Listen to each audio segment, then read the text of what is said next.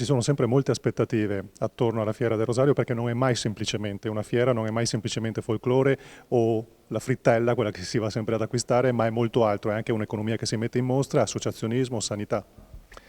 È vero, anche se vorrei esordire dicendo che le aspettative che proprio non vorrei deludere in primis sono quelle dei bambini, perché per i più piccoli la fiera ha sempre un sapore magico ed è uno di quegli eventi che poi uno si porta dietro per tutta la vita. Vivere una buona esperienza di fiera, che sia mangiando una frittella oppure salendo su una giostra, appunto accompagna anche la serenità di questi anni. Dopodiché, diventando grandi, si capisce che fiera è tante cose, è economia,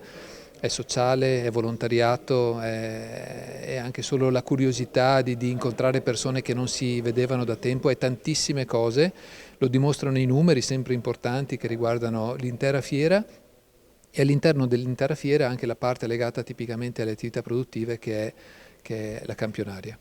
Ecco, 400 bancarelle circa all'esterno, altri 200 espositori all'interno della campionaria, come detto ci sarà i gifoni, le scuole, il turismo, ci sarà la sanità, il mondo del volontariato. Alla fine dei 3 giorni lei sarà soddisfatto se...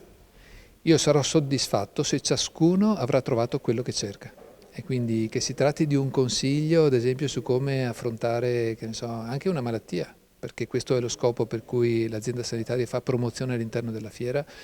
che sia il fatto di appunto aver trovato una persona che non si vedeva da tempo, di aver trovato, che ne so, l'automobile oppure la bicicletta che si cercava e che si deve sostituire, eccetera. Spero che ciascuno trovi quello per cui si è messo in cerca.